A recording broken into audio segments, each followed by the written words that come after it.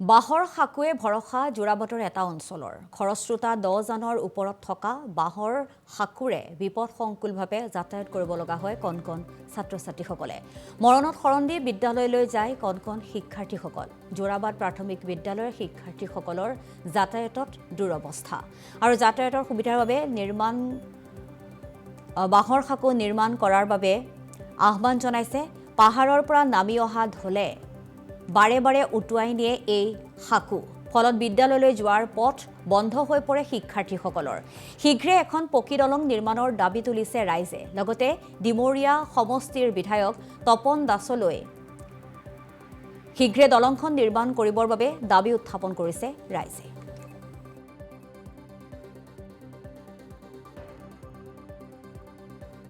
আমি বহু বছৰে লাগি আছো, কিন্তু ইয়াৰ সমাধান কেতিয়া পাম তাকে নাজানো।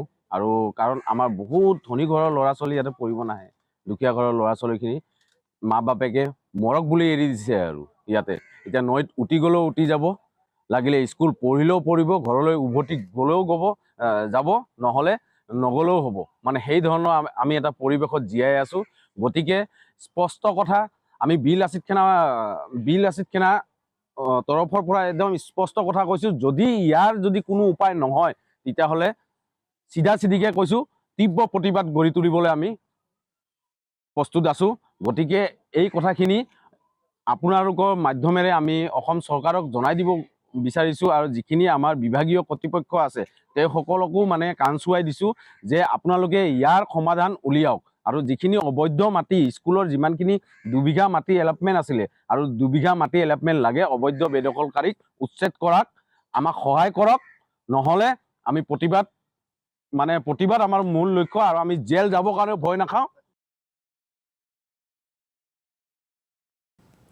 বাঁহৰ সাকুৱে ভৰসা যোৰাবাটৰ এটা অঞ্চলৰ খৰস্ৰোতা 10 জানৰ ওপৰত থকা বাঁহৰ সাকুৰে বিপদসংকুলভাৱে যাতায়াত কৰিব লগা হয় কণ কণ ছাত্ৰ-ছাত্ৰীসকলে।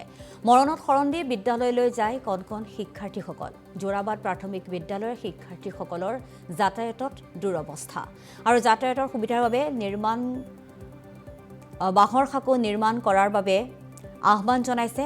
পাহাৰৰ পৰা নামি অহা ঢলে বাৰে বাৰে উটুৱাই নিয়ে এই সাকু। ফলত বিদ্যালয়লৈ যোৱাৰ পথ বন্ধ হৈ পৰে শিক্ষাৰ্থীসকলৰ। শীঘ্ৰে এখন পকী দলং নিৰ্মাণৰ দাবী তুলিছে ৰাইজে। লগতে ডিমৰীয়া সমষ্টিৰ বিধায়ক তপন দাসলৈ শীঘ্ৰে দলংখন নিৰ্মাণ কৰিবৰ বাবে দাবী উত্থাপন কৰিছে ৰাইজে।